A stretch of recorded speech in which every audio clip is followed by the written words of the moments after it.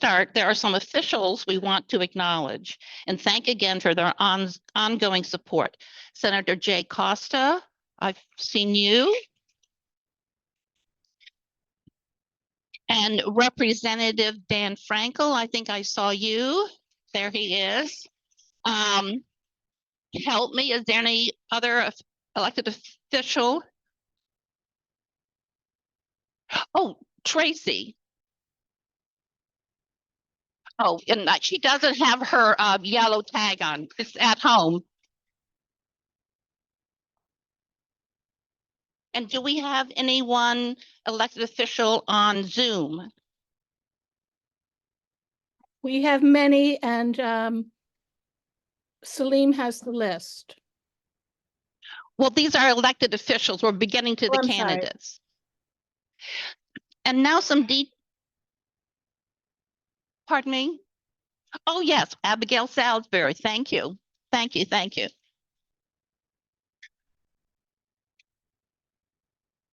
And now some details about how the afternoon will proceed. Each candidate will have 2 minutes to speak and 4 minutes to answer questions. We realize it's a short time, but we want to keep the meeting in about 2 hours. But you'll find it all very interesting. Our timekeepers, Cindy and Kathy Smith,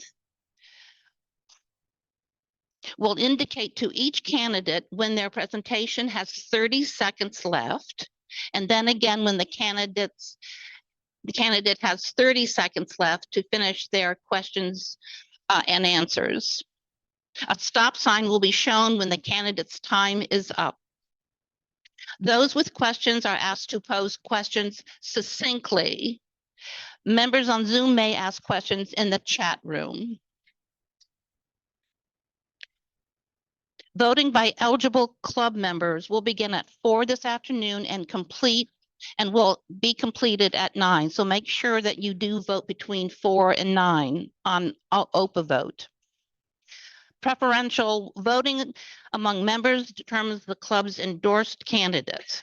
You'll hear more about what constitutes preferential voting at the end of the meeting.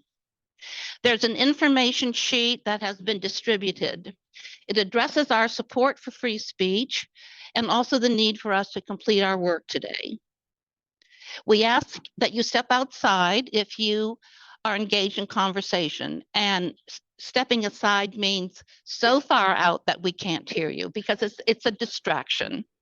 We thank you in advance. We may have to ask you to turn off your cell phones if the internet connection isn't strong enough to support Zoom. We had a major problem last year, but we believe it's been fixed.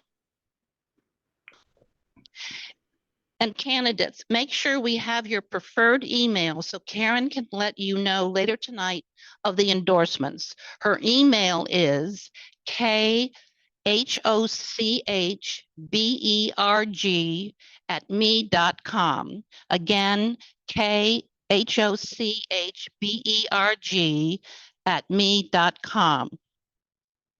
And candidates, when you're on Zoom, when you sign in, please put candidate after your name so Julie knows that you're a candidate. And before we begin, I want to add a personal note. We celebrated the club last night and the work it's done for over half a century. We stand on the shoulders of Janet Kreisman, the Barons, and many others. We honor them and carry on their ideals today as we make our endorsements. Our first candidate is Salim, do you have?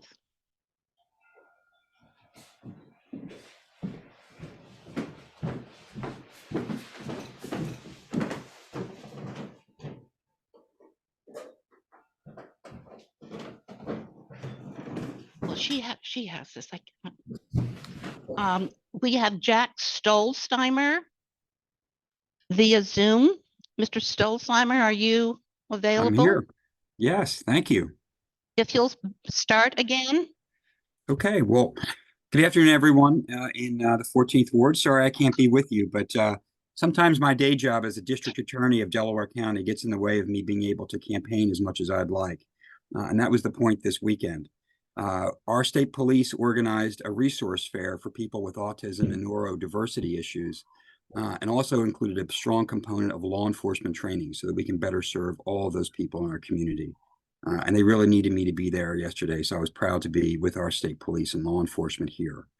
And ladies and gentlemen, that's why I'm really running for Attorney General, because of the work I do every day as the district attorney of our Commonwealth's fifth largest county.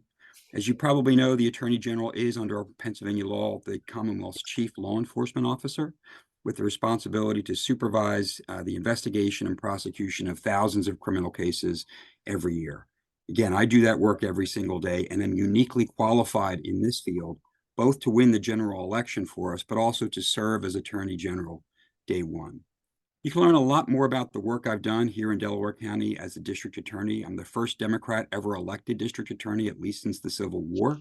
I was elected 4 years ago. But please check out our website, jackforag.com. We kept it simple so that even I would remember it. But you'll see that I've been able to balance criminal justice reform. I've lowered the prison population in Delaware County by 40% after working to deprivatize the Commonwealth's only privately run Excuse me, prison. sir, you have 30 seconds for your presentation, and then we'll take questions. Okay. And I've also reduced gun violence in the city of Chester in Delaware County by 68% over the last 4 years. I'm also the only candidate in this race who's used his position as district attorney or as any elected official to oppose the Dobbs decision before the U.S. Supreme Court, to start the first environmental crimes unit in any district attorney's office in Pennsylvania, and to actually fight wage theft, which is why I've been endorsed by the Allegheny County unions, both at the AFL-CIO and the building And trades. now we'd like to take some questions from the audience, both here and via Zoom.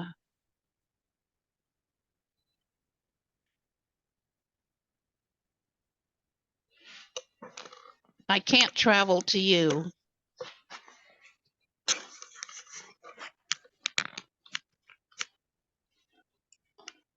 I don't see any questions.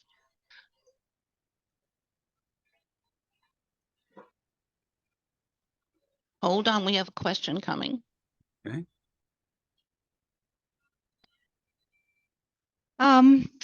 There's a couple things I think about. There's a broad range of issues that I think the Attorney General has authority over.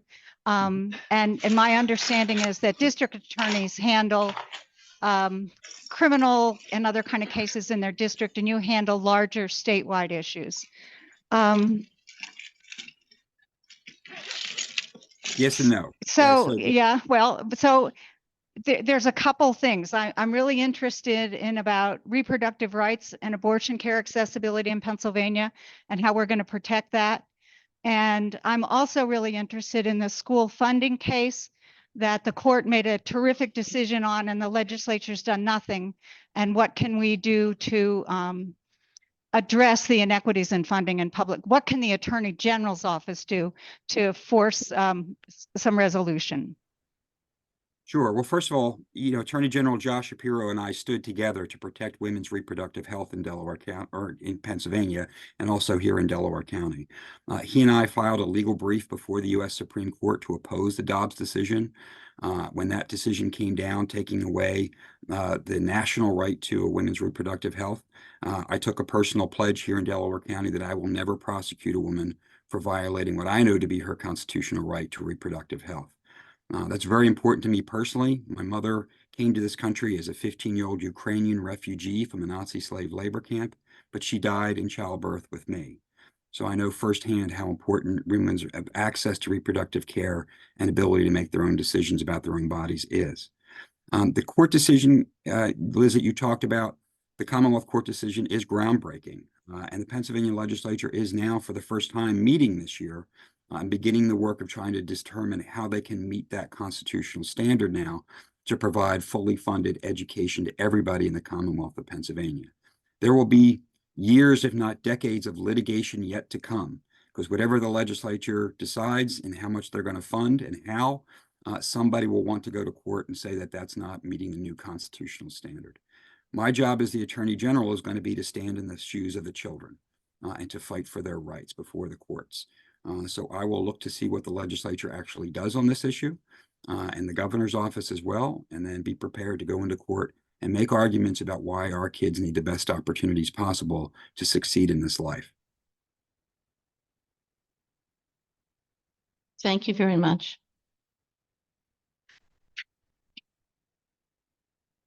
We have another question. Yes, ma'am. Hi, how does white collar crime stack up amongst being tough on crime in general? Yeah, it's a great question. The white collar crime, is sort of out of control, especially, this internet we're talking to you through right now is both a super highway for communication and commerce, but also for crime. So a lot of what we're finding out we have to do in law enforcement is get more tools in the toolbox to make sure that we can fight white collar crime. A lot of it is Mr. taking place. Stollsteimer, you have 20 seconds left. Okay, well, I can't answer the rest of that question in 20 seconds. So why don't we move We on? understand, yeah. Well, thank you very much. We appreciate you. your presence here today. Our next speaker on Zoom is Mark Pinsley. Welcome, Mr. Pinsley. Thank you. Thank you. And can you hear me? Yes. Thank you very much. Okay, so my name is Mark Pinsley. I'm running for Auditor General, so not Attorney General. I am Jewish, so I do appreciate that Karen spoke about the 1619 project, as we need real history to be taught. In the general election, we're running against a gentleman named Tim DeFore. He's mild-mannered. He doesn't appear to be MAGA, although he's financed by Jeffrey Yass. And before becoming an Auditor General, he was Dauphin County Controller, and he was the auditor for a healthcare company before that. So to compete against him, I have my MBA in finance. I have my undergraduate degree in finance. I have managed multi-million-dollar budgets at multi-billion-dollar companies, and I am currently the controller of Lehigh County, which is just like the Auditor General, except at the county level. So I am the only one in the race that is currently doing the job of Auditor General, and I'm the only one in the race that has flipped seats from red to blue. I've been using the controller's position to advance the cause of the people, not the powerful. I audited the county healthcare, where we spend about $30 million a year on our employees, and I found $9 million in savings, which we brought back to the citizens of Lehigh County. I audited the prison phones, and I found for every dollar a prisoner spends on a phone call, the county is getting a 70-cent commission.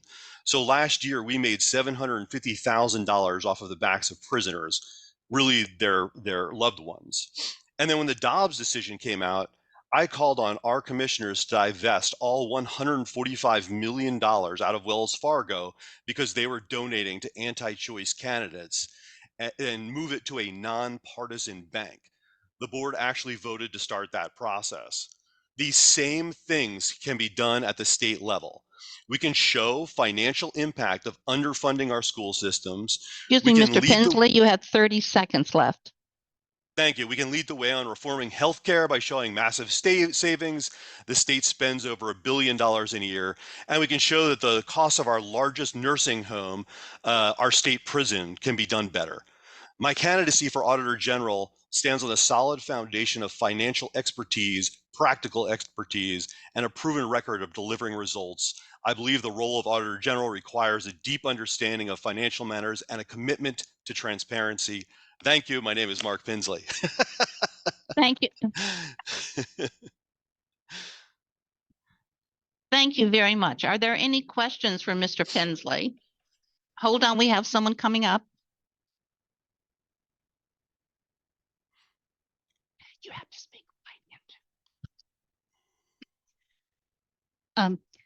Thank you for divesting from Wells Fargo over issues of abortion. Do you support divesting from fossil fuel companies over climate change? Thank you. Oh, wow. What a great question. Yeah, absolutely.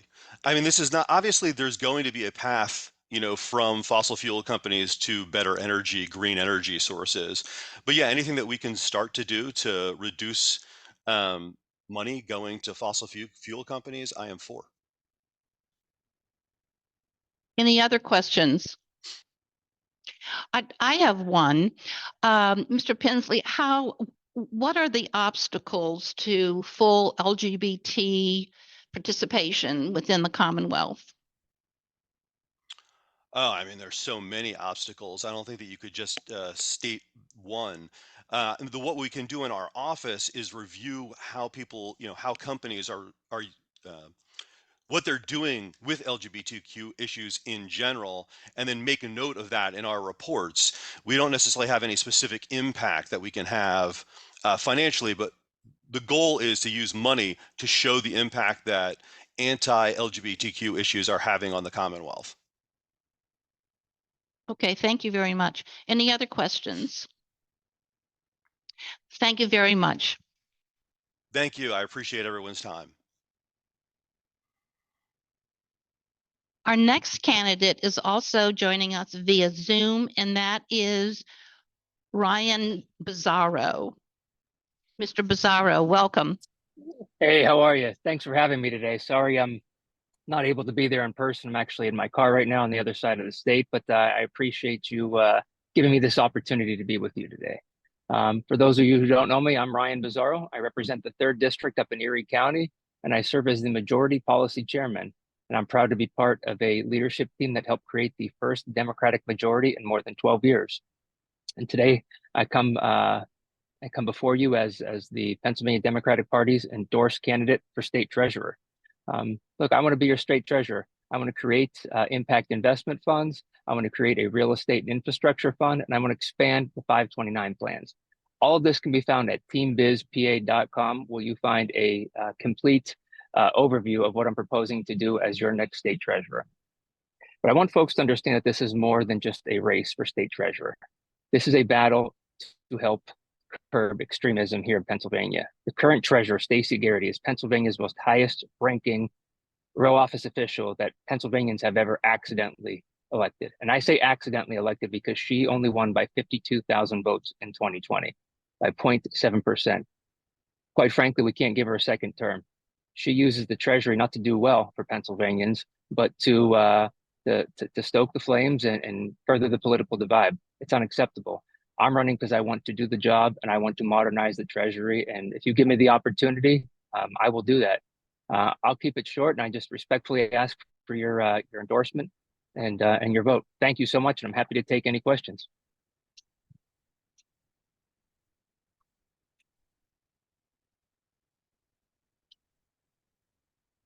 Any other questions? Yes, we have a question.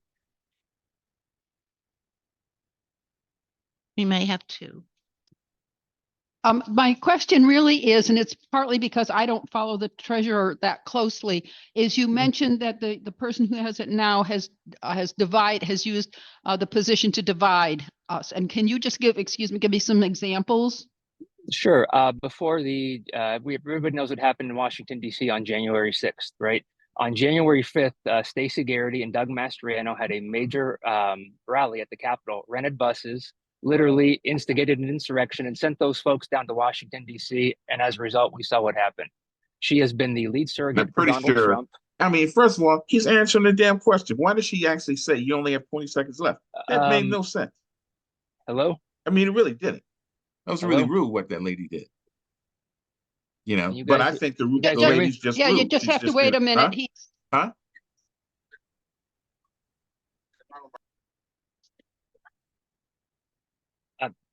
I think somebody cut in the middle of my. Do you want me to continue? Yes, sorry, please. Okay, all right. Well, then they sent those folks to Washington, D.C., and you know what happened from there, right? We had they almost overthrew democracy. She is the lead surrogate for Donald Trump when he comes into town. And that's it. She endorsed him already. She didn't need to. She could have backed away from him, and she continues to embrace him and his Trump policies. We can't have that. That has no business in state government, particularly in a row office. Wonderful. Thank you. That clarifies a lot for me. Thank you. Thank you. Thank you. Thank you for the question. Is there another question? I thought I saw a hand raised. Okay. All right. Are there any other? Yes, I believe so. There is another question. As the state treasurer, what do you feel the office can do to help take advantage of the Inflation Reduction Act and other chips and the bipartisan infrastructure law. Thank you. Well, I think we have to be ensuring that we're investing in companies that are American companies. That's first and foremost. That's going to be key. That's going to be a big part of what the treasurer's office does when I'm treasurer. There's a reason why labor from across the Commonwealth, particularly in Allegheny County, have supported me and endorsed me overwhelmingly because they know I'm about jobs first and putting our workers first and investing in them. Thank you very much. Any other questions? Thank you very much. We appreciate you calling in from the eastern part of the state, Mr. Bizzarro. Thank you so much. And I would appreciate your support and endorsement. Thank you for the opportunity today. Certainly, certainly. Bye-bye.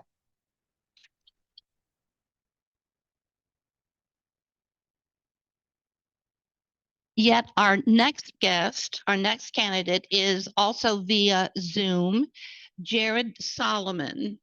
Welcome, Mr. Solomon. Hi, how's everybody doing? Very well. Thank you. I'm Jared Solomon. I'm a state representative in Northeast Philadelphia. I'm chairman of Veterans Affairs and Emergency Preparedness, and I'm running to be your next Attorney General. I'm running because in the 2024 election, our rights are on the line. Our rights are at stake. We all know with Trump as the Republican nominee, he comes with all of his extremists right here to Pennsylvania.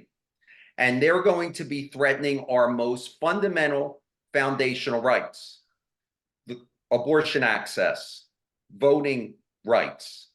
We need an attorney general with the courage not just to take on these fights, but the courage to win. I get my fight from my mom, a special education teacher, single mom who raised me above my great-grandparents' butcher shop. And I took that fight to revitalize my community, bring community pride back to my neighborhood. I took the fight in my professional career as a securities and antitrust lawyer to large corporate cheats to make sure we held them accountable. I took that fight to special interests in Harrisburg through bills like my bill to rein special interests in, bringing a gift ban to Pennsylvania. And I fought for my country in the United States Army as an officer there, and now serving. Mr. Solomon, you have 30 seconds left. Thank you. As an officer in the National Guard. When those Trump extremists come to Pennsylvania, we need to fight back. For instance, when those folks bring hate crimes to Pennsylvania, in the first month in office, I'm going to form an anti-Semitism, Islamophobia, racism, bigotry task force that uses the tools we have, that acts as a mobile response team to push back and condemn animus towards any groups, and then explores new tools, like finally bringing a hate crimes law to Pennsylvania. Thank you very much. We're going to take some questions now. Any questions on Zoom? Okay, thank you very much, Mr. Solomon. We very much appreciate your. Thank you so much. Oh, here, I'm sorry, there is a question. Please. I just feel like we should ask similar questions we've asked other folks. So I had a two-part question. I want to understand what you as the Attorney General would be able to do to protect abortion rights and reproductive health care rights across the Commonwealth and from people coming in from outside the Commonwealth. And I also am interested in the recent school funding court decision that came out of, I think, Commonwealth Court. I'm fearful that the state legislature, as long as there's a Republican majority in the Senate, will not act to implement the decision. And I want to know if the state attorney general has any authority to force action and a decision in that case, a movement to implement, to revise the funding system to make it more equitable for all students. What's your name? Liz Healy. Hi, Liz. Thank you so much for the question. Protecting abortion access, safe abortions in Pennsylvania is going to be my #1 priority. And I've stood in the legislature with my colleagues to push back against Trump Republicans' attacks on abortion access time and time again. And also, I've developed what's called a women's healthcare compact in the legislature. This would allow us to join with like-minded states in Maryland, New York, and New Jersey to create a bulwark to protect abortion access, but also to make sure in a positive way to provide resources in the form of transportation costs, hospitality costs, to make sure that women are welcome here to Pennsylvania. And in my role as Attorney General, I will make sure that Trump attorneys general from other states we will never honor the discovery motions, the subpoena power coming in from those states to Pennsylvania. We need to always be on the lookout of any kind of Texas style tactics coming here to Pennsylvania. In terms of the landmark William Penn education system, this is our rallying cry. All of us need to come aboard because the Supreme Court finally, convincingly said that education is a fundamental right.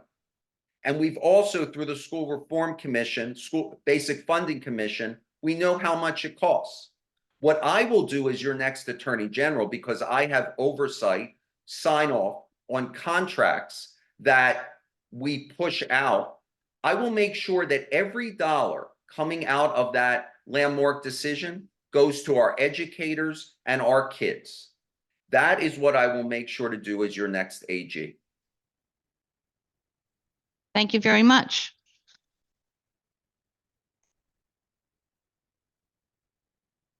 I don't see any other questions, so we appreciate your appearance. Thank you, Mr. Solomon. Thank you.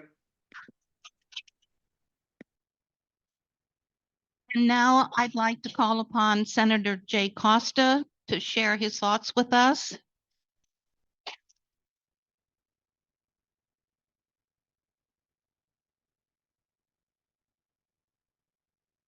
Thank you very much, Dana. I appreciate the chance just to come by. First and foremost, to say thank you for all the support all of you collectively in this room have provided me over the years. I love my work in the Senate. I'm running for re-election and want to continue to do the good work that I think represents the people of not only our 43rd district, but across this Commonwealth. I've had the privilege of serving as a Democratic leader for 12 years now. And in that role, I've been able to do many things as it relates to preventing many of the things that folks are talking about.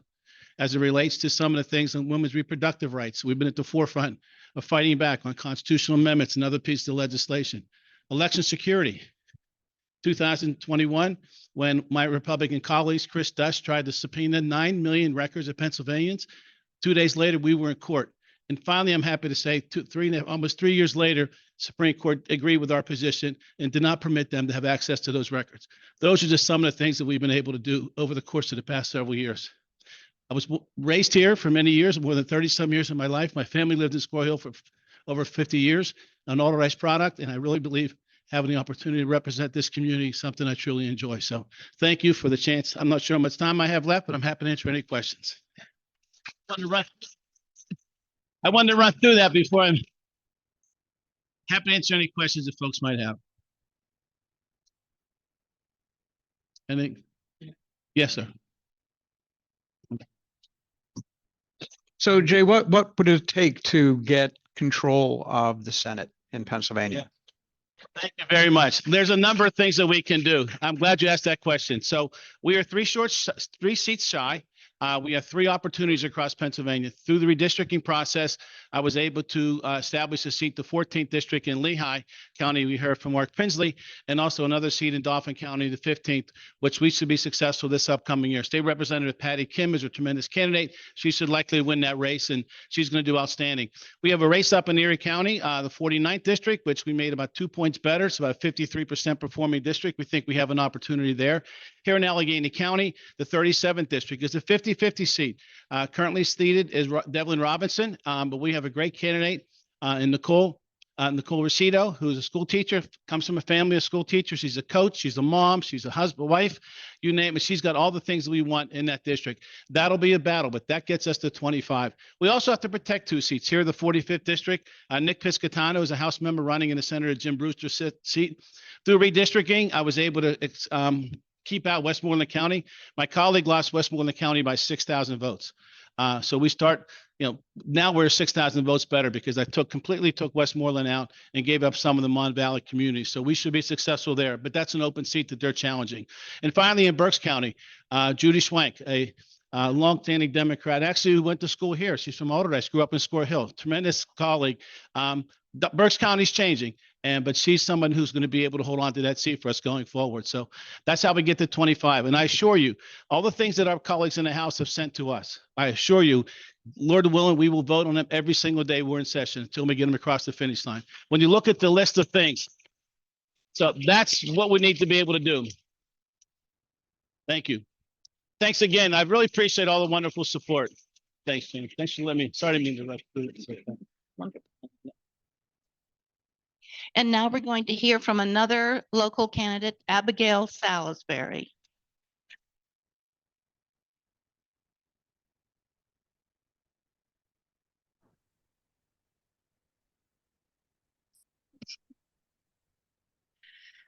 Hi there, my name is Abigail Salisbury, and I'm the incumbent for State House District 34. I'm currently interviewing to have another term as the incumbent for State House District 34. I have only been in office for a year now. My focus has been to really create a capacity building effort in the district. I represent 13 different municipalities, one of those being the edge of the city of Pittsburgh, and then extending over to East Pittsburgh up to Wilkins Township. So we have a real income inequality issue in the district. We have parts of my district where the average annual income is $129,000, and we have areas where the average income is $29,000. We have areas that are quite affluent and regularly get money from the state. We have areas that are in, to be very frank, dire straits and are experiencing severe blight, up to 50 to even 90% vacancies in some wards of certain parts of my boroughs. So I've worked very hard to unite those 13 different municipalities by holding intermunicipal cooperation meetings last year and this year, doing grant writing training for every municipality that wants it, and focusing on distributing over 450 bound manuals of every grant that is available from the state of Pennsylvania throughout the district. I've also founded the nonprofit caucus. Prior to being in this office, I'm a nonprofit attorney, and I was on Borough Council in Swissvale for 5 years.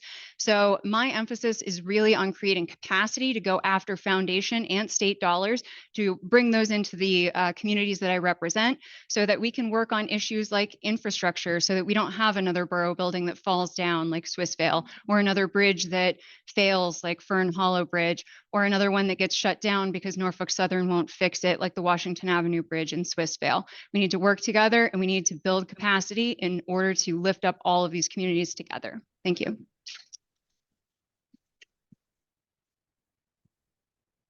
Are there any questions for Ms. Salisbury? Yes, we have one.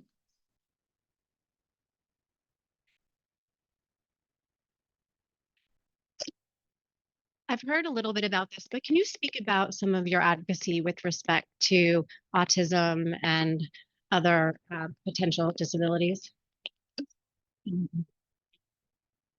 Oh, sure. She asked about advocacy for people with autism and other disabilities. So I'm the first Jew to serve in this House seat. I'm the first LGBTQIA openly identifying person to serve in this House seat. I'm also the first person with autism to serve in this House seat. So it's something I used to try to hide and mask, which women with autism tend to be better at, and is kind of a coping mechanism that I've engaged in for many years now. But I said, maybe there's a certain point in your life where you just let it go and you're just going to be you, and that's what we're going to do. So I was diagnosed with Asperger's, and which is now rolled into the autism spectrum. And I feel that for those of us who have the opportunity to engage in activism around autism, because we're at the point where 1 in 56, it's estimated, children in Pennsylvania are starting to get diagnosed with autism today. There was a vigil a couple of weeks ago in Pittsburgh for children whose parents killed them because they had autism. So I've tried to be a vocal proponent for acceptance. And, you know, it is called a disability. And for some people, that is how they experience life. For some people, it can be a superpower because there's a reason that I can rattle off the income statistics of every community in my district. And it's because I visualize the map in my brain that I asked demographics to produce. And so I can tell you that $22,000 a year is the median income of Braddock. So, you know, I know that 80% of the 14th ward has gone to college, but only 8% of the 13th ward has gone to college. And they're right next to each other. You just walk across Penn Avenue and the world changes for people. So sometimes it is a superpower, but we also have to remember that people are discriminated against for being neurodiverse, and that is not acceptable. And we have to make sure that we incorporate everybody into a future of Pennsylvania. Thank you.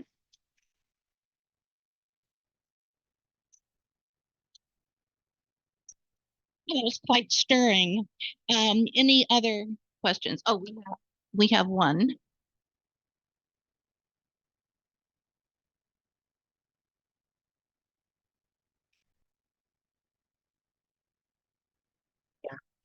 Hi, Abigail.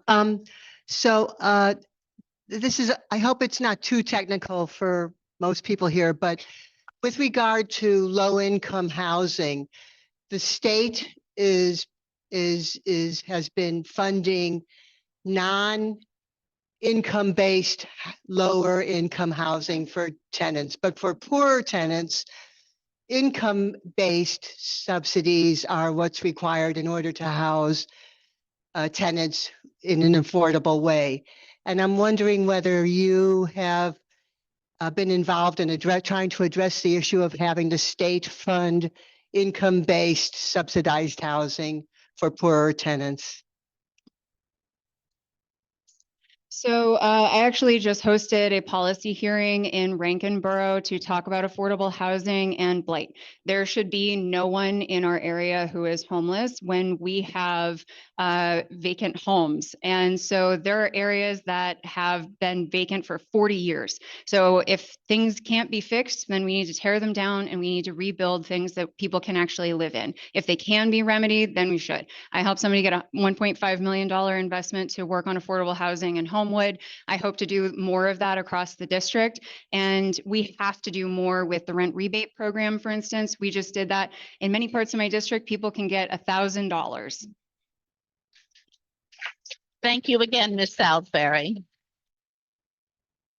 And now we'd like to hear from Congresswoman Summerlee.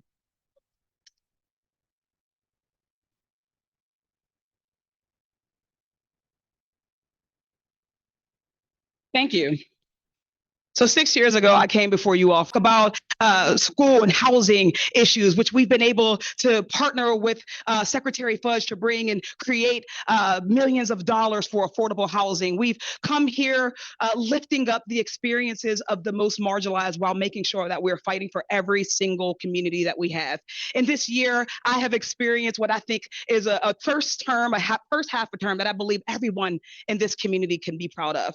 When we talk about the $1.3 billion, there are going to be some people who kind of try to convince you that a Black woman could not accomplish that. But the reality is that those are competitive grants and we got them because we worked hard, because the team that we put together worked day in and day out to serve everyone in our community. We've been able to bring home millions of dollars, not just through the resources, but into your pockets through the thousands of people we've served, helping them with everything from their housing to Social Security and Medicaid. I've been on the front lines of fighting back as a member of the Oversight Committee and vice ranking member on both of my subcommittees because my leadership believed in me and understood who they needed on the front lines to fight. And I've carried that fight with me in everything that we've done. I'm proud of what we've been able to accomplish. And I'm ready to continue to build the coalition, not of the past, but the coalition, the only coalition that can win us, not just in 2024, but beyond.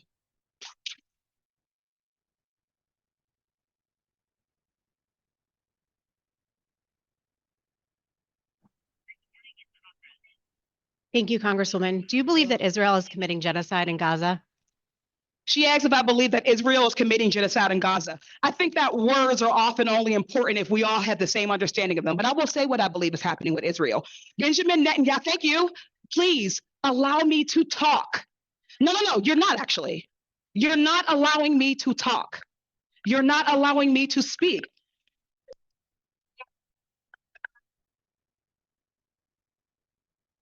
Thank you. What we're looking at and what we're seeing through Benjamin Netanyahu and his politics and his policies are incredibly concerning. I would say unconscionable. 30,000 dead civilians, all infrastructure in Gaza has been destroyed. And right now, of the 2 million people who live there, over 1 million are in Rafah right now, where he is threatening to cross even President Biden's red line.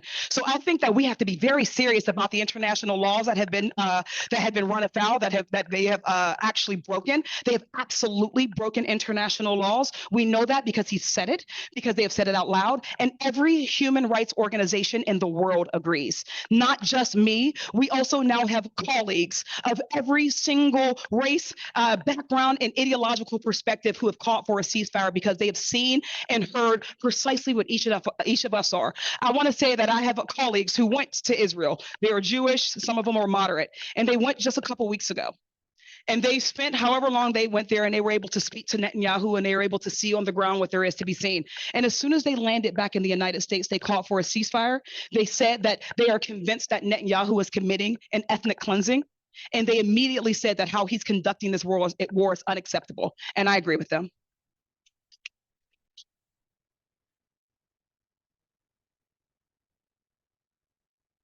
Thank you, Summer Lee.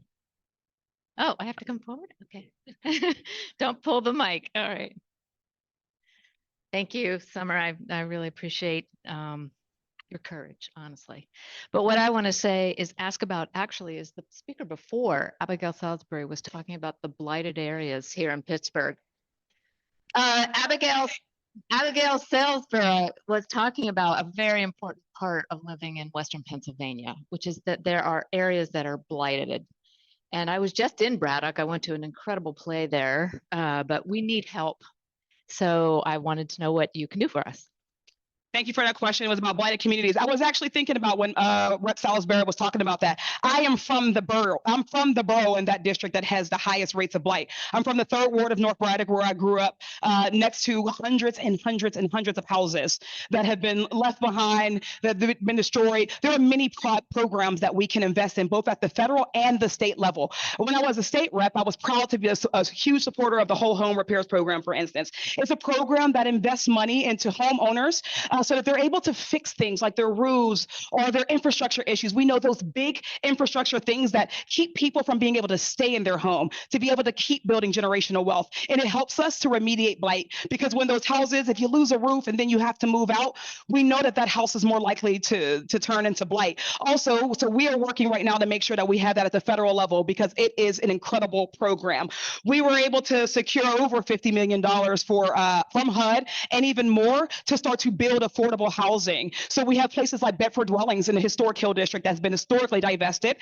This is not just going to be an injection into housing that is appropriate for people in that community, but it's also going to cause and spur an injection of other development that is community centered, and we can replicate this and fight for even more dollars for other communities around the region for that.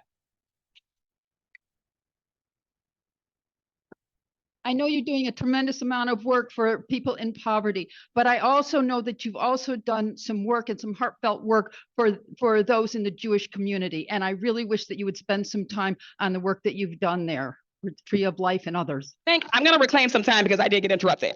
I will say that is absolutely true. I'm proud to partner with Senator Casey on a Disarm Hate Act, a bill that would, if you have committed a hate crime, ensure that you can never have a weapon of war or a weapon of mass destruction like we saw play out here in Pittsburgh and at Mother Emanuel in South Carolina. We worked in partnership with the 1027 Healing Project to bring home dollars to build out their facility and their center that will center not just on anti-Semitism, but on all of the forms of white supremacist hate that we need to educate our region on. We were able to push that over the finish line, and we're proud of that work. But all of the dollars, the $1.3 billion we brought home, is because of the partnerships that we built, the coalition that we built. We've talked to, and I want to be clear, we've talked to people on every side of this conflict, every part of the Jewish community, from the Jewish Federation to the JCC to the 1027 Healing Project, up to J Street. And if not now, we talk to the families of hostages who I regret to inform you do not always believe everything that some of us who in this room do. We've also talked to Muslims and Arabs and Palestinians who are our neighbors, who have suffered tremendous loss. they've suffered tremendous loss, and they don't often have people who will even speak to them in their political process. We will, because when you represent this community, we represent each and every corner of it, and we're proud of the ways in which we've built with each and every corner of this community. Thank you, Representative Summerlee. We have someone in the waiting room on Zoom, Malcolm Kenyatta. Welcome, Mr. Kenyatta.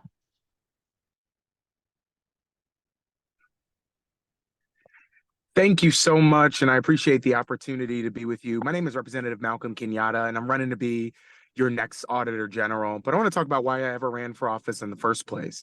I was raised in a working poor family in North Philadelphia.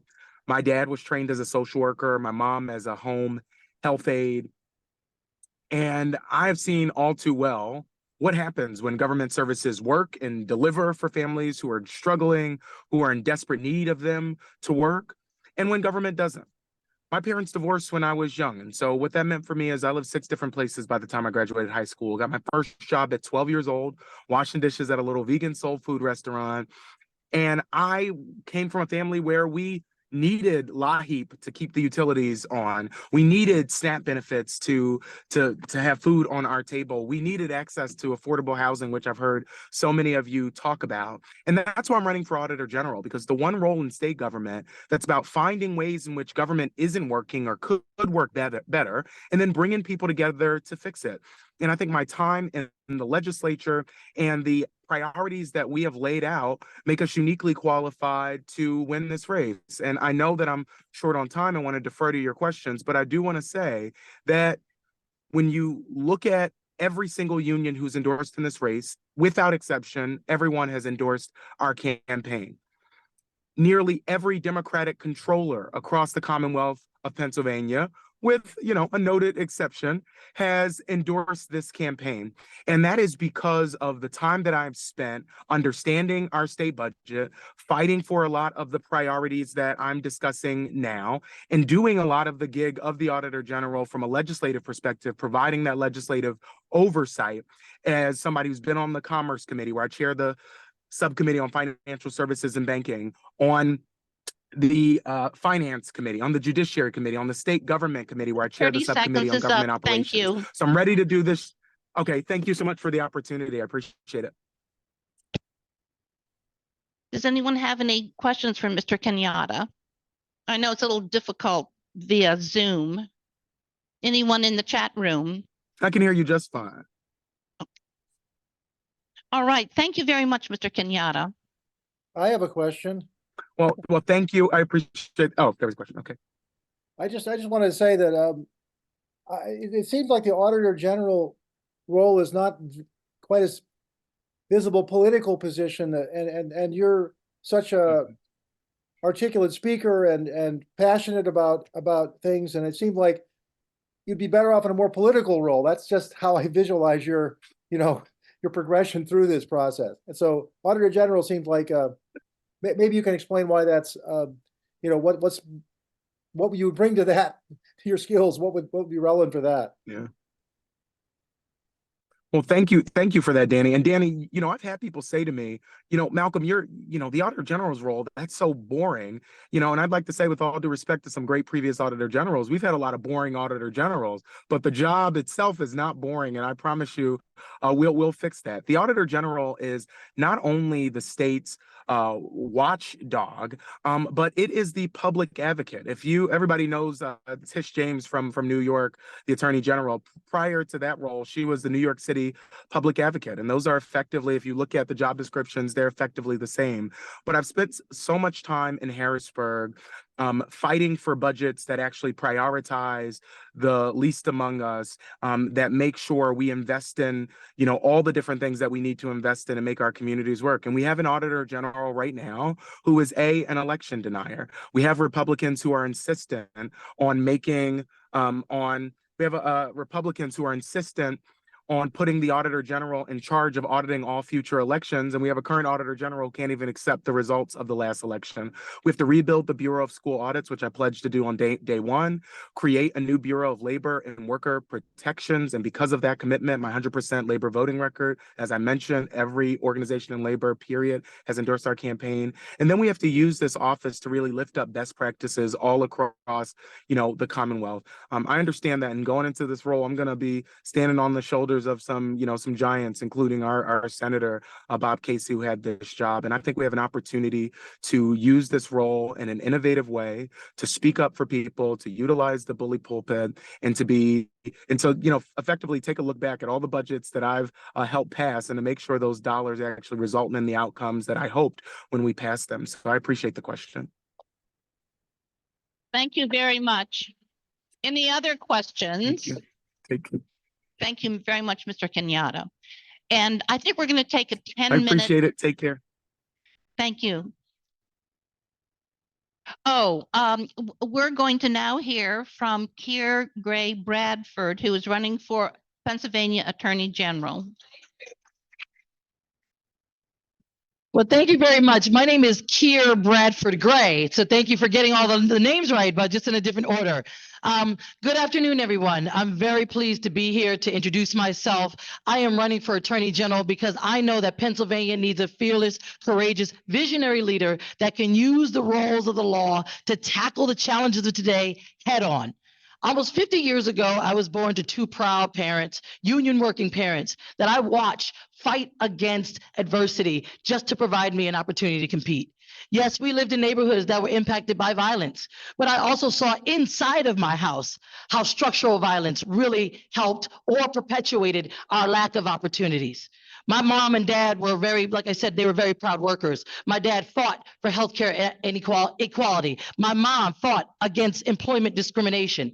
It was only until a lawyer came in and treated them with the dignity and respect that they deserve, went into court, used the law to protect them, and I saw, hey, there's a new way to make sure that people are protected, and that is the legal process. So when I got a chance to go to college, as the first to go to college in my household, I said, I want to be a lawyer because I want to use the law to protect families like mine.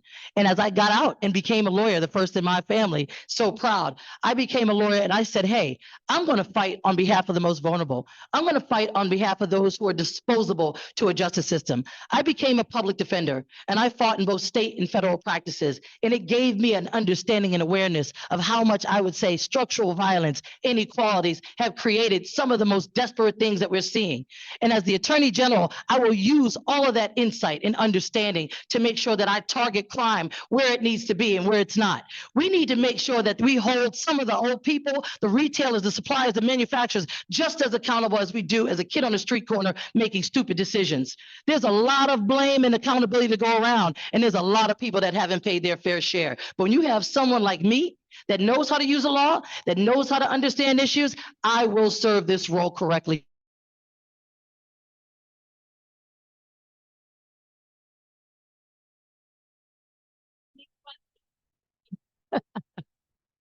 Environment, come on, bring it to me.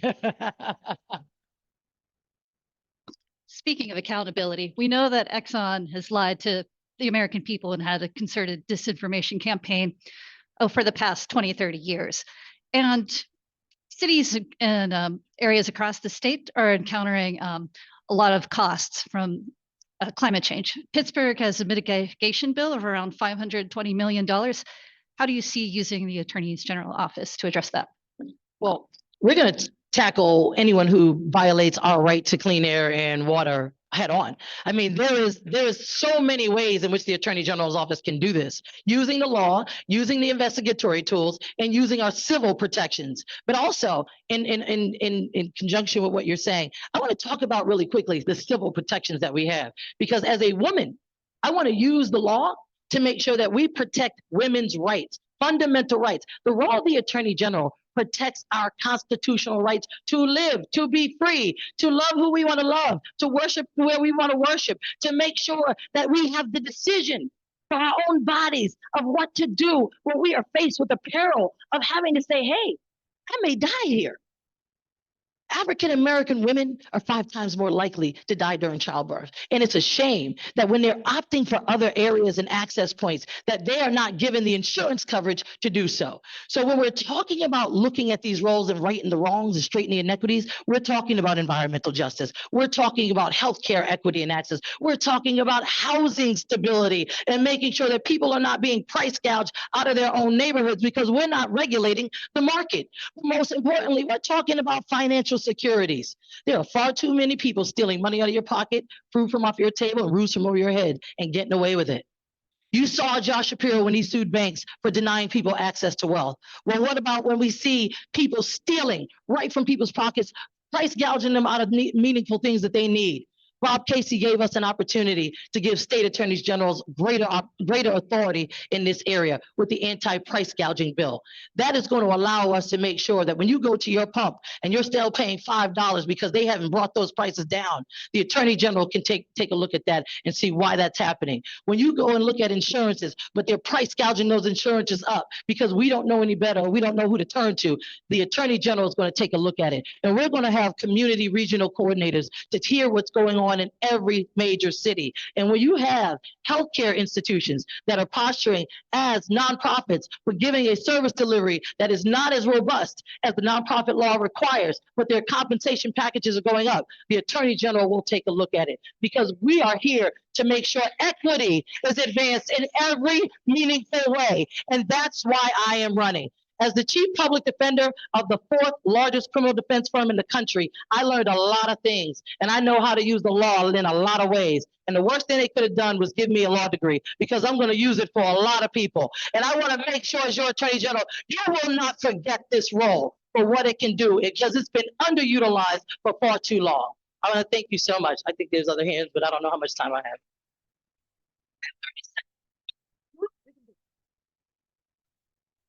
Thank you. I've worked on that. And when Josh Shapiro appointed me, okay, school to prison pipeline.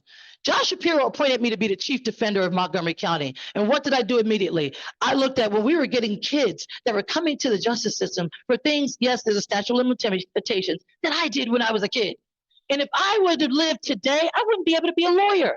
So we work with the school district to say, hey, why are these kids, Black and brown kids, with what we call IEPs, where they have some learning disabilities? They're not getting that, but they're getting tossed out of school on discretionary practices. I'll quickly wrap up. I created youth forums in that school to make sure that the behaviors that go on in school that can be taught in school so kids can grow out of those are done in a therapeutic way. And those forums that I created in Montgomery County made it to Pittsburgh. But guess what? I did it for free. You guys are paying about $1 million. However, I will make sure we bring all of those models to make sure kids have an opportunity they deserve. Thank you. Thank you, Gray. I think I'm going to we'll postpone for just one more candidate our break because Erin McClelland, who's running for Pennsylvania treasurer, is running, and we give deference to statewide candidates because of the area that they have to cover. Good afternoon, everybody. I'm Erin McClelland, and I am running for state treasurer because there's a traditional idea of what this office looked like. But after Joe Biden came in, the level of reforms he's made has completely changed the game. And as I was watching the other 2 candidates run, I didn't see either of them jumping on these opportunities. First of all, Joe Biden created a mission-driven banking program through the FDIC. This is capitalization and framework to put small community banks back in inner cities and rural communities where they don't have access to this. There's money there. We are missing that because our current treasurer won't do it. I support ESG ratings on our investments, environmental, sustainability, governance. It has to be more. If we're going to infuse value into our coffers, then we need to do it at looking more than just the bottom line. I support a savings program statewide that is not the Keystone Saves program, which both my opponents support. That is a scam. I call it the George W. Bush Great Recession Starter Kit. It is unregulated in any way, shape, or form. And the SEC said that those types of programs, self-directed IRAs, are highly susceptible to fraud. I also want to go back to how we were investing pensions before George Bush deregulated them in 2003 and decided it was just fine to start putting money into commodities, aka oil stocks. Just because the government now says we can does not mean that we should. I also want to do a Finance 101 program for women and girls. I think it's really important for empowerment to teach young women about the importance of their finances. So that's my base platform, but I have a lot more that I want to do, so I'll be happy to take any questions that you have.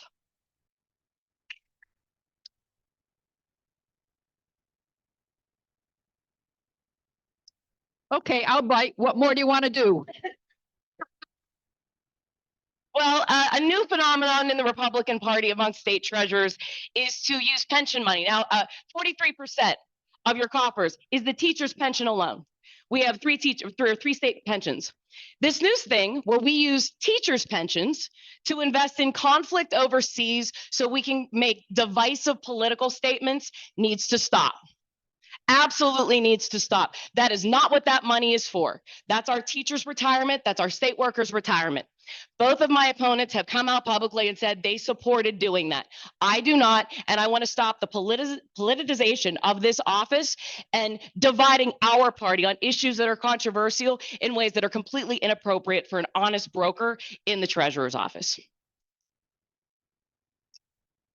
Anything else?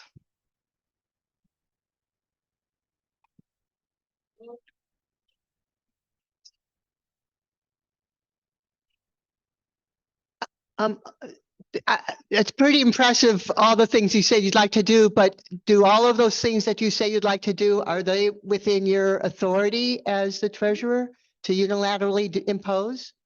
Yeah, the issue of the savings program, that's up to the legislature. That passed the House. It has not passed the Senate, and the Republicans say they're not going to run it. But so basically that would be legislative, but I want to stop the savings program. So I want to fight against that, and I want to educate the people on exactly how bad that program is so we can stop it. It looks like that's already starting to happen with the SEC. The mission-driven banking program, that goes directly through the federal government. So, and that's a framework and capitalization that comes from there. We don't need legislation.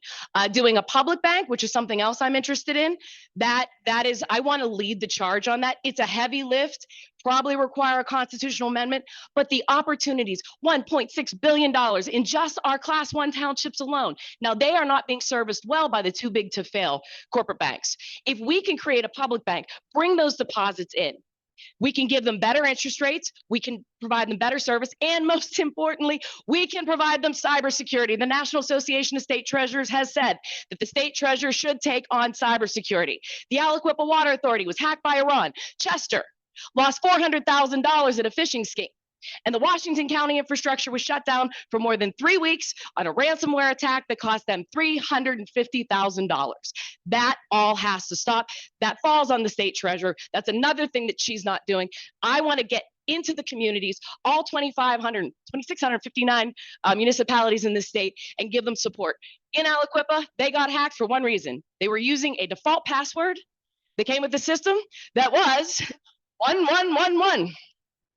So we're kind of starting at the bare minimum here, but our municipalities really need our help. And everywhere I go, no matter what party they're in, they're saying, will you help us?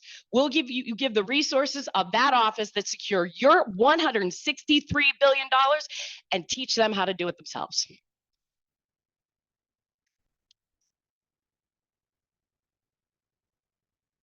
Anything else? All right, I thank you all so much for your time today. As an Allegheny County resident, it was so nice to only drive 25 minutes this morning. So thank you so much. I would really, really appreciate your support. Thank you. Thank you. I have to keep you for one more statewide candidate, Joe Kahn, who's running for Pennsylvania Attorney General. Thank you for being so patient.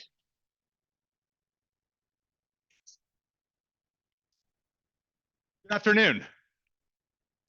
I'm Joe Kahn. I want to be your next Attorney General so that I can continue my 24-year fight to keep Pennsylvania safe, not just from crime, but from corruption and attacks on our rights. First and foremost, though, I'm a proud parent of 2 kids in the Central Buck School District, where we just kicked the Moms for Liberty out of my kids' schools. And long before that, I was a public school kid growing up in Northeast Philly. Why Northeast Philly? Because in the 70s, my parents got together and you had a Muslim dad and a Catholic mom. The only place that would take them in was a Jewish neighborhood. So I went off with my great public school education to the University of Chicago to get my law degree. And I met a young professor who had the same background. Dad was a Muslim immigrant, mom was a Christian American. And he too had spent his whole childhood feeling different than everyone else. He helped me understand that having to navigate every conversation of my life, bridging cultures, wasn't going to be a handicap for me as a public interest lawyer. It was going to be my superpower. My professor's name was Barack Obama. Because I had him in my life, I was able to come home and start a 24-year career standing up for my community. As a prosecutor, first in the district attorney's office and then the U.S. attorney's office, fighting not just crime, but corruption. That's why I started a new career in civil justice, taking on corruption in the corporate boardroom, going after opioid companies who cause devastations in communities across Pennsylvania. And it's that corporate accountability work that brought me to Bucks County, where I continued that mission, but took on the work that I think is most at stake in this election, which is defending our rights.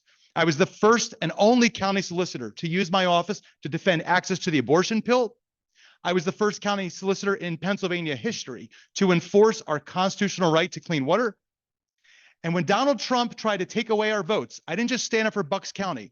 I united county solicitors from Allegheny to Philadelphia and everywhere in between. And we fought Trump all the way to the United States Supreme Court, and we won. And that's what's at stake, my friend. I'm Joe Kahn, and with your help, I'll be our next Attorney General. Thank you.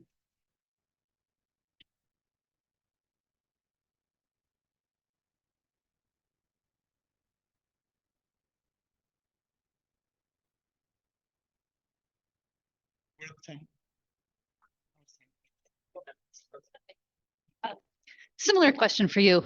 Exxon has been lying to us about climate for years. Sorry, Exxon has been lying to us about climate for years.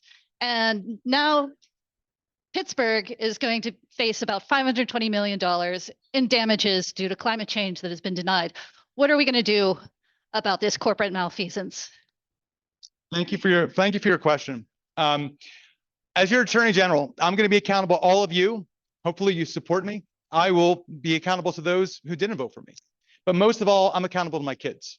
And someday they're going to look at me and say, Dad, what did you do to keep us safe? What did you do to leave us with a better planet? And that is why I'm running. Now, you have some great competitors in this race to choose from for Attorney General. And all of us are going around Pennsylvania asking for help. And we hear the same thing again and again. We don't want to choose between Democrats in a primary. Well, I couldn't be more proud to be the candidate that has the support of environmentalists all across Pennsylvania. Clean Air Action did what it has never done in a Democratic primary, which is to hold up a candidate as a champion of environmental justice. I am not only the candidate who has enforced our constitutional right to clean air and clean water, but I have a vision for restructuring the environmental crimes unit in the Attorney General's office to become an environmental justice unit. To not just put polluters in jail when we should, when they pollute our environment, but to go after government itself when it fails our people. So to your question, joining the fossil fuel litigation, that's the low-hanging fruit. That's the first thing we're going to do, because Pennsylvania should not just be part of this fight. We should be a national and a global leader on climate change. Article 1, Section 27 of the Pennsylvania Constitution, our Environmental Rights Amendment, it is a superpower for an Attorney General who has the experience and the vision to use it. That's why I'm running for Attorney General, and I thank you for your question.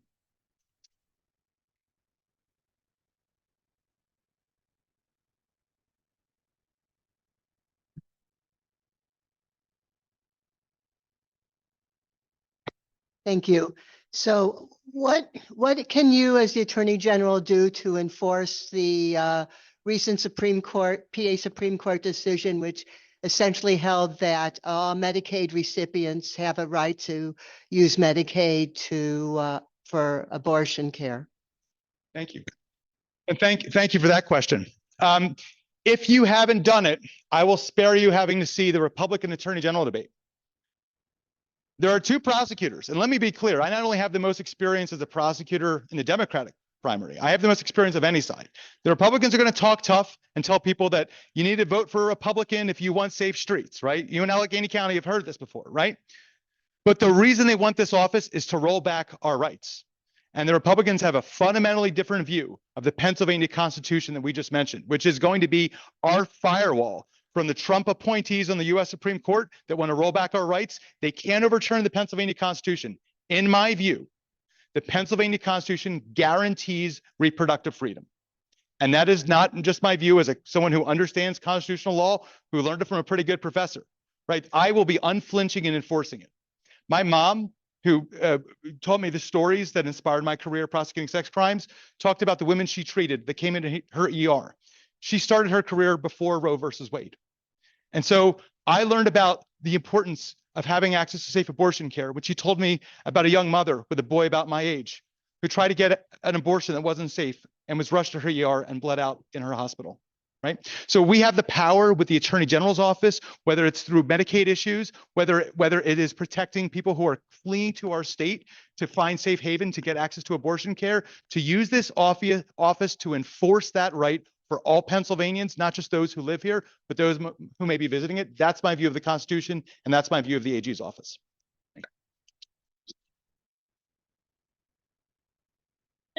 Thank you very much, Mr. Cohn. We appreciate that.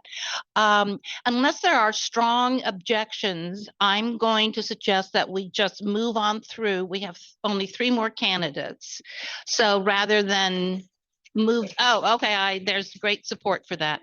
Our next candidate is Eugene DePasquale, who is running for Pennsylvania Attorney General.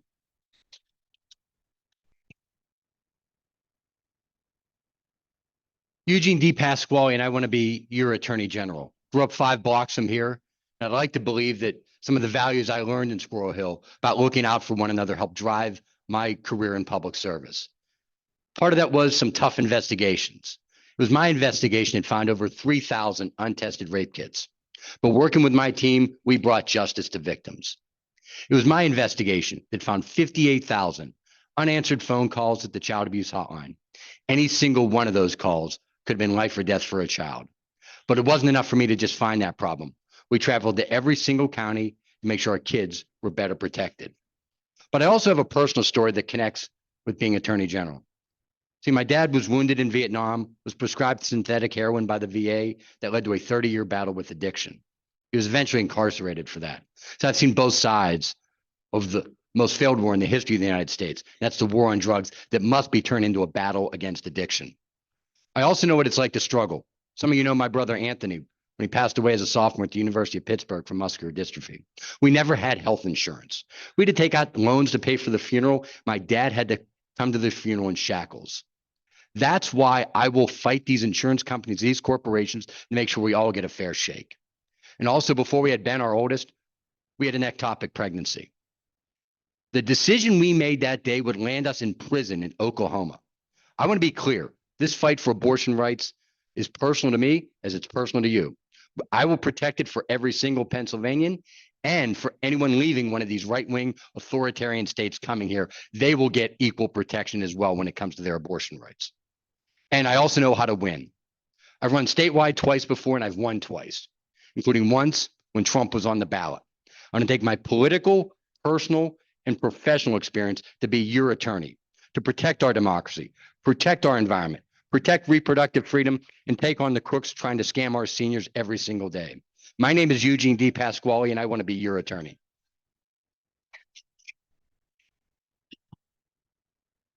Looks like I nailed it right on the time.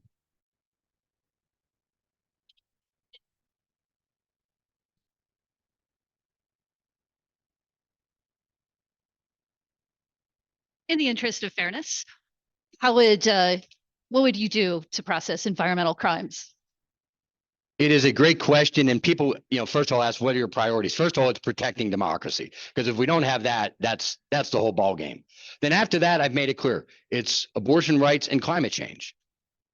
And when it comes to climate change, I've already taken action on this. The first investigation I did as your Auditor General was investigating the Marcellus Shale drillers, using our constitutional right of clean air and pure water to take them on to make sure our drinking water was better protected in this state. Also, all those solar panels you're seeing going up, homes all across Pennsylvania. I don't know how much you travel. When you're running statewide, you travel a little more than most. Well, that started in 2008 with the Alternative Energy Investment Act. That was my legislation, helping consumers save money on their utilities and helping protect our environment. And I also did the first ever audit of the cost of climate change here in Pennsylvania. So I've already taken action on this. Now, specifically when it comes to the question, what are you going to do? Look, we have a right, constitutional right to clean air and pure water.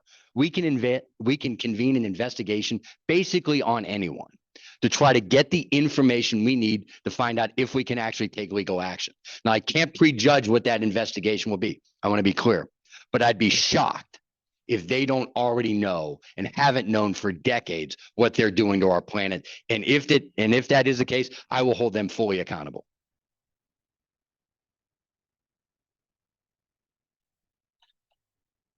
I was on the Orioles, by the way, if that's the question. Squirrel Hill Little League. I know that. Oh, yeah, I was on the, sometimes that can cause a little bit of a, because we were, that was a controversial one. So any other questions? Yeah.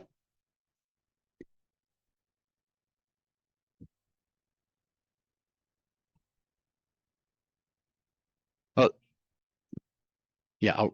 Yeah, the question is, what am I going to do on the education funding that has been ruled unconstitutional? First of all, when I was in the State House, we passed the largest increase in public education dollars.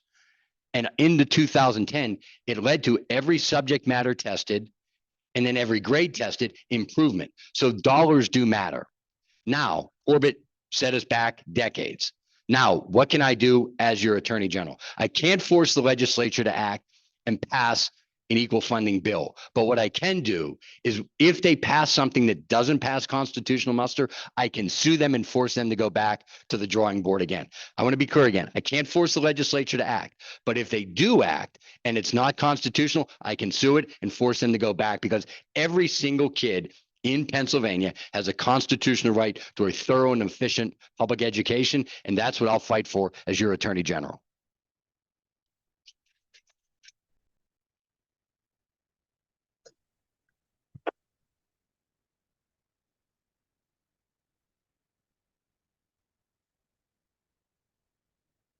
I would say yes, because the first prong of this is getting the legislature to act. They actually had a commission on this that showed we're underfunding public education. I think the number was about 7 billion. Was that the number, Dan? It was about that we are underfunding public education by 7 billion. So that means they've got to find over the course of the next several years about 7 billion to make sure every kid gets an equal shot. If they don't do it, I'll hold them accountable.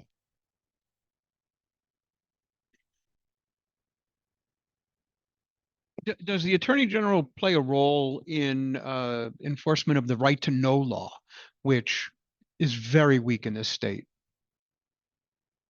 So the short answer is, if there is the question was, do I have a role when it comes to the right to know law? If there's a willful violation, the answer is yes. So if it is a technical, they made a mistake, that's the Office of Open Records. If there's a willful violation, I know that gets into legal jargonese there, but if there's a willful violation, then I can.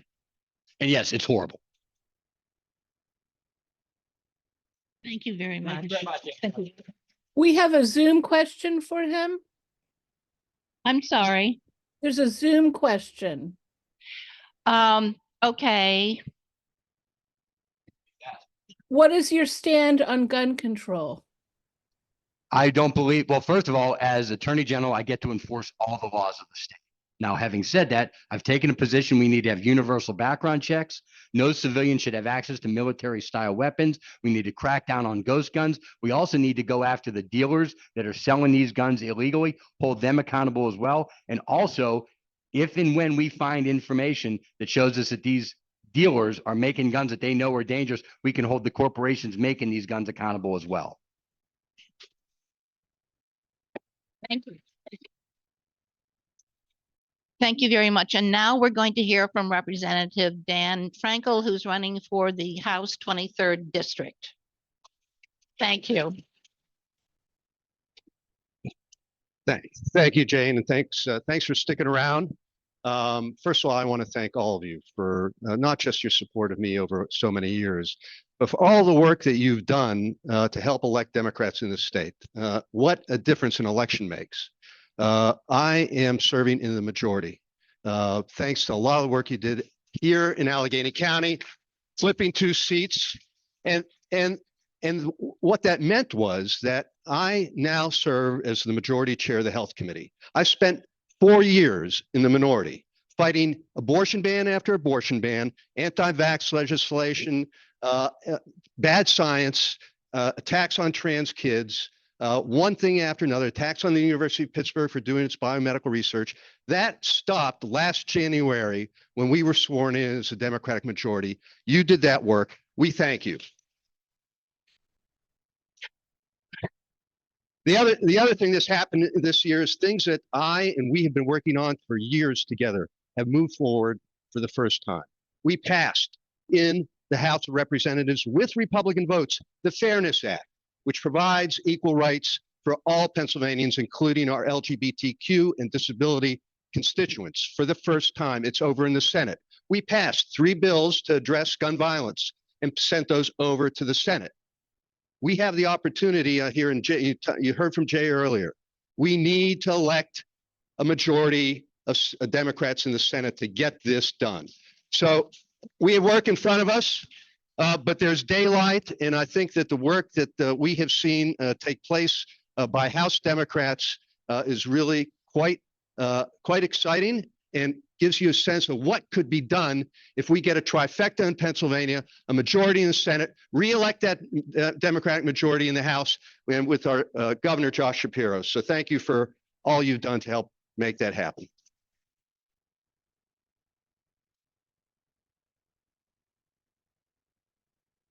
Questions?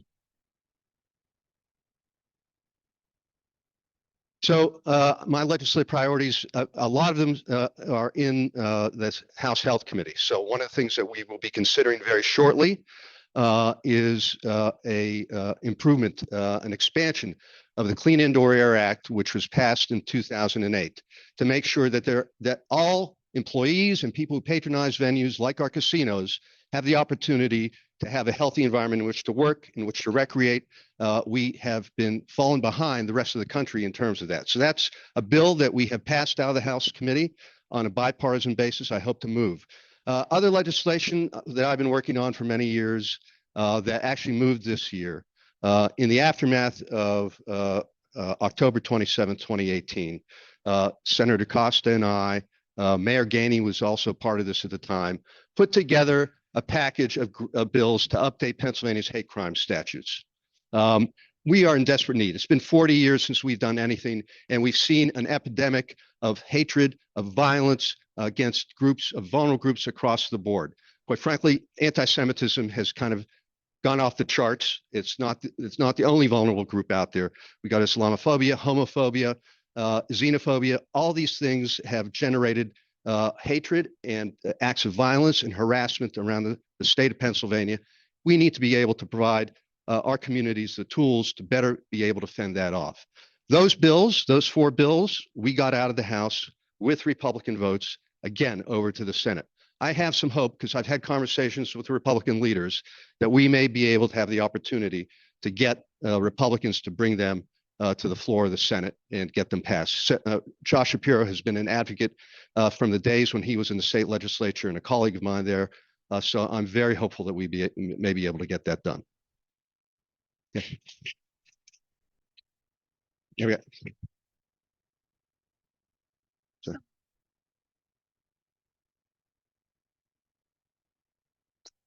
What is the role of the Pennsylvania legislatures in dealing with the nonprofit status of the major health insurance companies?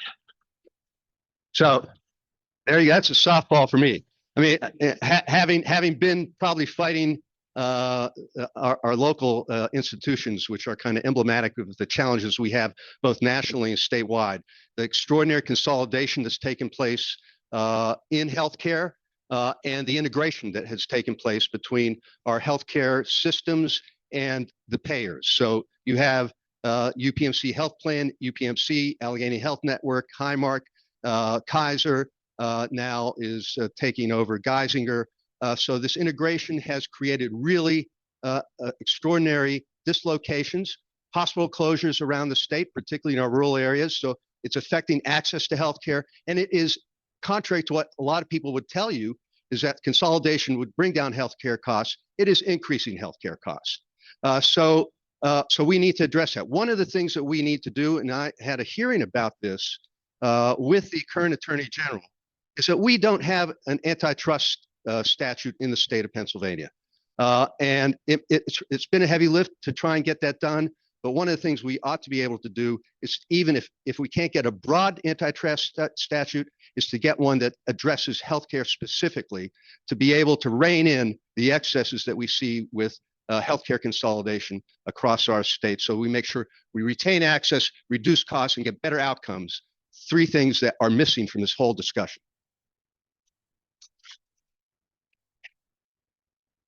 Thank you very much.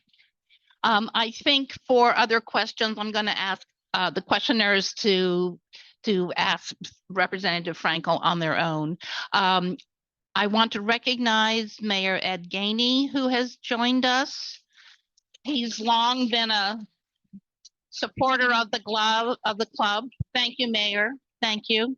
And now I would like to introduce Ashley Coleman, who is running for PA District 34.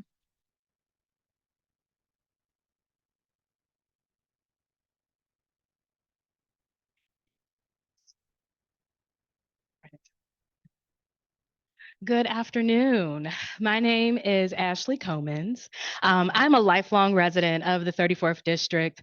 I'm a mom, I'm a wife, and a current school board director in Wilkinsburg.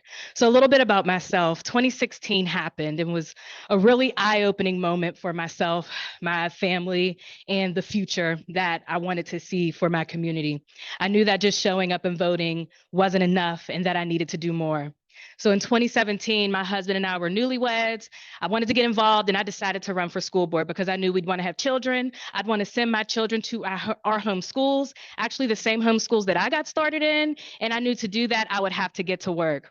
So I ran for school board, went out, knocked on doors, met my community. And one of the number one issues that my community talked about was our taxes. Wilkinsburg has historically had the highest taxes in the county. We've lowered our taxes. We've been able to strengthen our elementary schools, completed a school renovation from the school that I actually attended. We have a very strong music program and added additional pre-K classes where my daughter is currently a student at Kelly Primary School. A little bit after that, my good friend Summer Lee decided to run for state rep. And at that time, I was like, okay, let's do this. Let's get into the movement. Let's pull more people in. I supported her. We ran that office. We increased engagement in the community, and we recognized that there was a belief and a value from the community that everybody wants to know that their schools are fairly funded. Everyone wants to have a livable wage. We want to have care infrastructure in our communities like paid family and medical leave, and making sure that we're taking care of the people that we love. This has been a part of my work and the thousands of doors that I have knocked on to build the coalition that we have been seeing bring great leaders into this community, whether we're talking about the 5 women we elected to the Court of Common Pleas, we're talking about our new county executive, Mayor Ed Gainey, and sending Summer to Congress. This is the work of building power and community with the people, and that is something that I know this office has continuously shown an overwhelming support for, and I believe that this is the first primary and an option for the community to make their choice on who they want to represent them.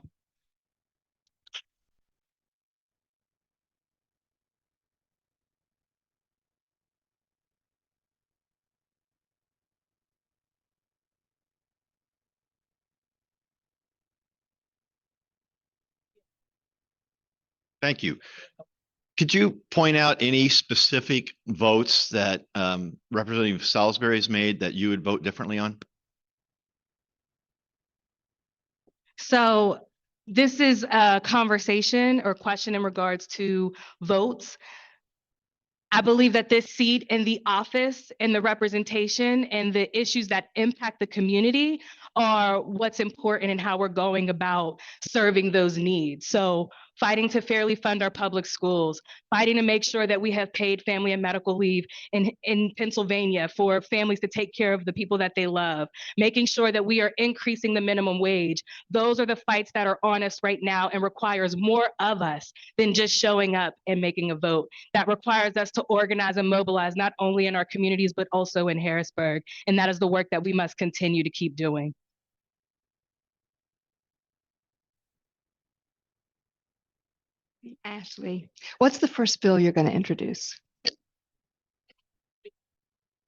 the first bill I'll introduce? That is such a good question. Something around fairly funding our public schools. I am a mom. I am a parent, and as a current school board director, seeing the benefits of actually seeing additional funding come into a school district like Wilkinsburg has shown the success of what fairly funding, and it's still not fully fair, but we've received additional funds to make the accomplishments we've seen happening in Wilkinsburg, like our successful partnership with Pittsburgh Public Schools. We send our kids there, but we also have to pay for them to attend that school. We've received additional funding from the state to make that successful. And so if that happens if that benefits a small school district like Wilkinsburg, where we're serving about 1,000 children, what would that do for all students across Pennsylvania? So getting to the work of putting the money into our youth in our schools would be one of my first priorities in Harrisburg.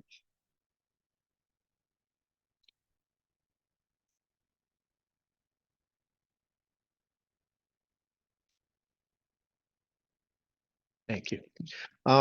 Would you support banning fracking? Would I support banning fracking? Yes, we must hold corporate polluters accountable. Living in a community like the 34th district, we have seen, the detriment that a lack of accountability on pollution has been for our community. And especially as a mom, I have an almost 2-year-old son who in this moment, I'm consistently worried about, does he now have asthma? And I know the reasons for that. So yeah, banning fracking, yes, and holding corporate polluters accountable that's the nature of the work. And I believe we've seen how having a bold leader stand on that continues to show that the community supports that and has been behind that.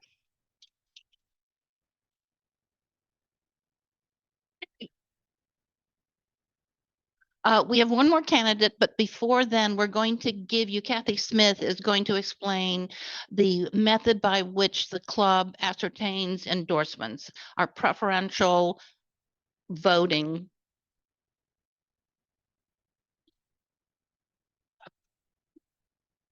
Okay.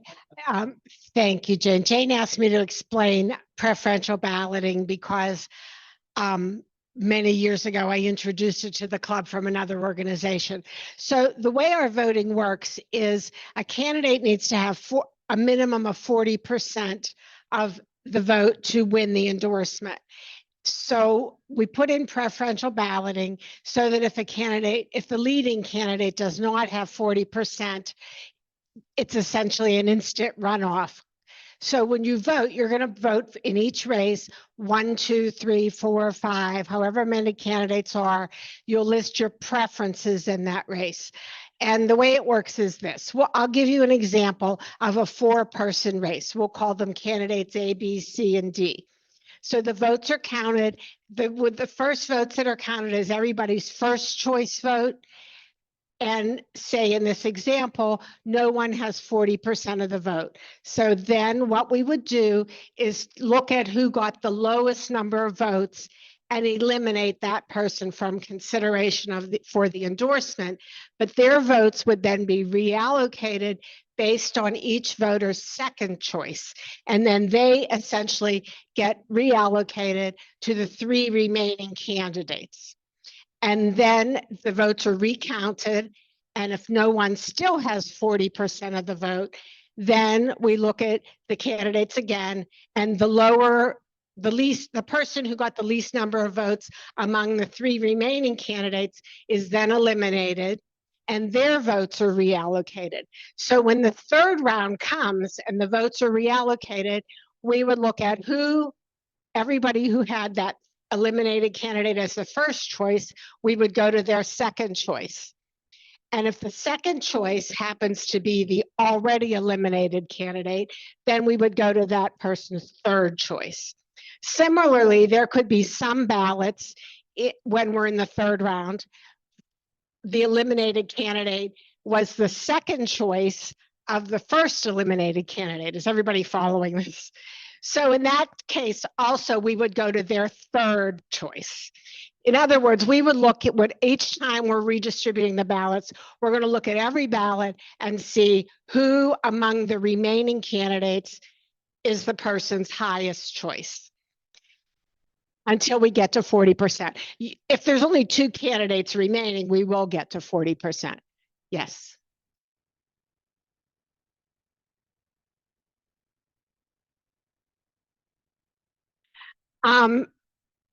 Yeah, the question is, she doesn't want to put anyone anywhere. Keep in mind that part of the club endorsement, one of the votes is no endorsement. So no endorsement counts as a candidate. So if you have your first choice, and I've done this myself many times, your first choice is your first choice. Then your second choice can be no endorsement, and then you can go down from there.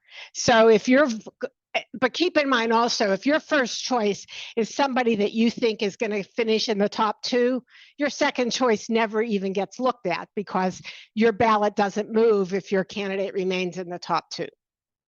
But yeah, you could do no endorsement as your second choice, just to make that clear, because otherwise your ballot isn't counted in the second round. But correct, you can use no endorsement in the mix just like a person. Okay, so everybody get that? So yeah, okay. Any more questions? One other thing I should mention though, if somebody who's eliminated candidate didn't select a second, third, fourth choice, whatever we're on, when the ballots are redistributed, the total number is recounted to reflect the number of ballots still being counted. So that also could change the threshold needed to get 40%. Okay. Thank you. Thank you, Kathy. I've heard this explanation now 3 times. I've read it many times. Now I understand it. Thank you. I'm not close questioning, please. So our last candidate to speak is Bhavani Patel, who is running for the 12th District Congressional seat. Welcome, Bhavani.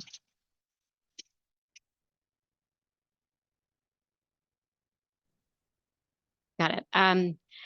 First of all, I just want to start off by saying thank you all. Thank you to the club. Thank you all for taking time from your busy schedules to be here today to listen to all the candidates. As mentioned, my name is Bhavani Patel. I'm running for Congress in Pennsylvania's 12th Congressional District.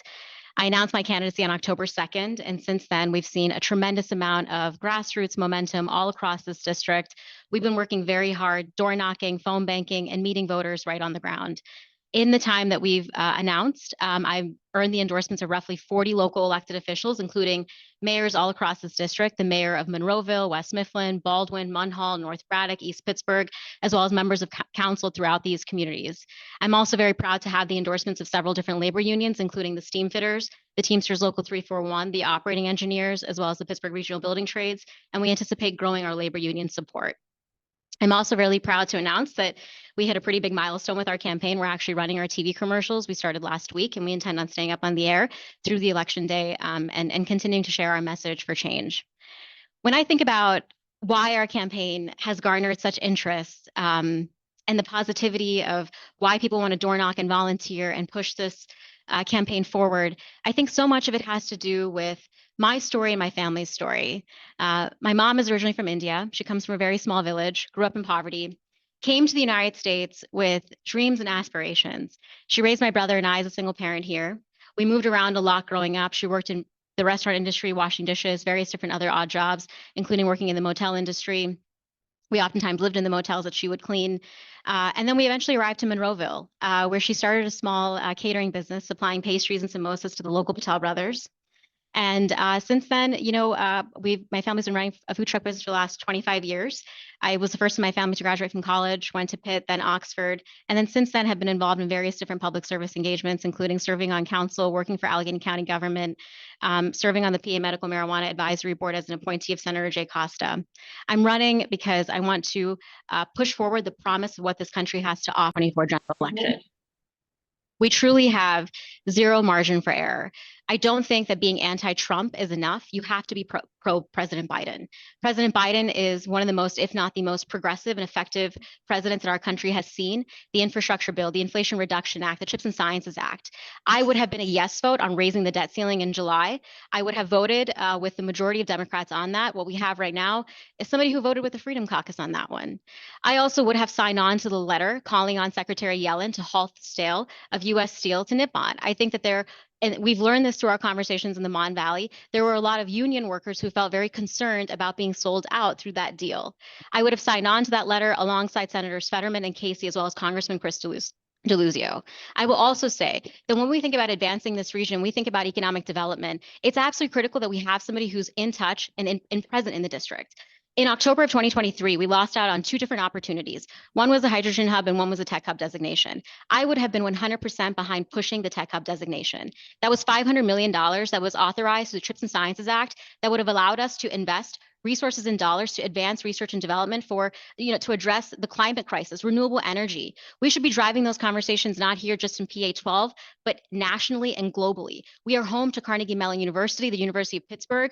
We have talent here, young talent. We need to do everything in our potential to win designations like that so young families want to come here. They know that when they apply for jobs here, that Pittsburgh, Western Pennsylvania is on the map and that they have a sense of upward mobility in their job professions. When we don't win those things, it has massive implications for economic development and getting young people to come back here. I'm one of the people that came back here after getting my master's degree at the University of Oxford because I believe in the promise of this region. This region allowed my family to do the things that we're doing today. It means a lot to me, and I think that we need to continue pushing that forward.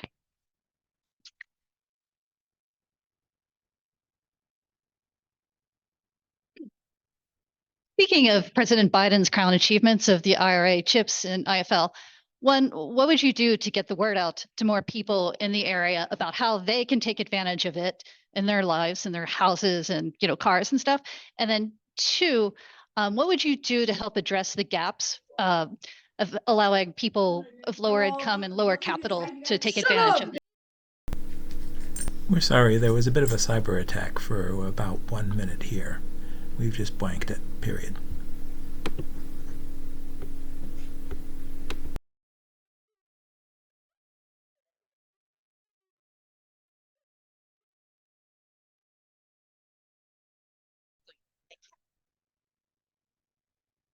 Can I get some water by chance? Yes. I actually got it right.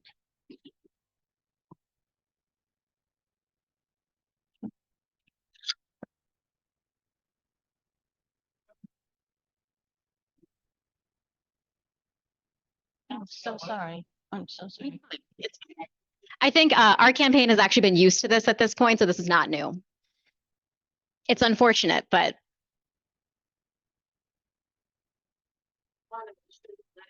it's perfectly fine, Karen. Thank you. I appreciate it. This is not easy work for the club to do. It takes a lot of time and effort to organize these things, so thank you. Okay, so to address the question, so the question was, what would I do to get the word out? So there's two things that I've committed to. The first was, if elected, I would really like to prioritize two things. The first is I would like to have a physical presence, obviously in Allegheny County, a physical office that's centrally located for a lot of people to be able to access. I would also like to have an office that's present in Westmoreland County, a physical presence. I don't think that having satellite offices is enough. Right now, I think that given the office is located in East Liberty, there are people in this district that have to drive 45 to 50 minutes to be able to reach services there. So that's, I think, a big part of it. The second thing is, as somebody who serves on local council and has worked in county government, I have and as well as the work that I've done through my civic tech work, I have a deep appreciation for our local elected officials and our state legislators. I would like to convene, I would say maybe monthly or bi-monthly meetings to be able to have our state legislators, and including our state house members and our state senators at a table and trying to get a sense of some of the key issues and the challenges that are happening on the ground. Serving at the federal level, it's a very large district. It's roughly 700,000 people. You're not going to have the ability to get a sense of what's happening on the ground. So a big responsibility that I would have is to take my points and take guidance from local elected officials to drive that home. Oh.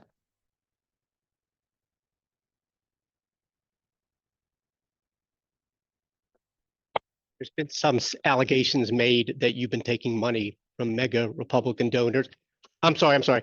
There's been some sense, at least being reported, that you've been taking money, receiving money from mega Republican donors like Mr. Yass. Can you address that? Thank you for that question. So I'd like to just start off by saying I've been a Democrat my entire life.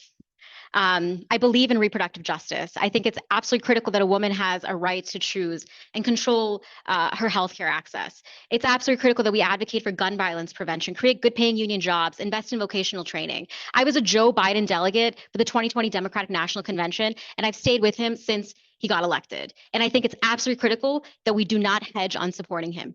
Unequivocally, democracy is on the line, and we have to do everything in our potential to get him reelected. It's really concerning to me that there have been allegations about outside money, Republican money, all of these things that have been misinformation has been spread. The information has been made public about our campaign finance reports. That information is documented. You can Google it and you can find it. There was a Politico article that specifically said that this outside organization, which by the way, we have no control over. We have no control over what these outside organizations do. The $270,000 they're talking about came from people within this community. That was documented by an article in Politico. And to misrepresent that in any other way is wrong. I am committed to advocating and making sure that President Biden and Senator Casey are reelected. And I think it's important that we recognize that the dangers that people like Jeffrey Yass and Donald Trump represent.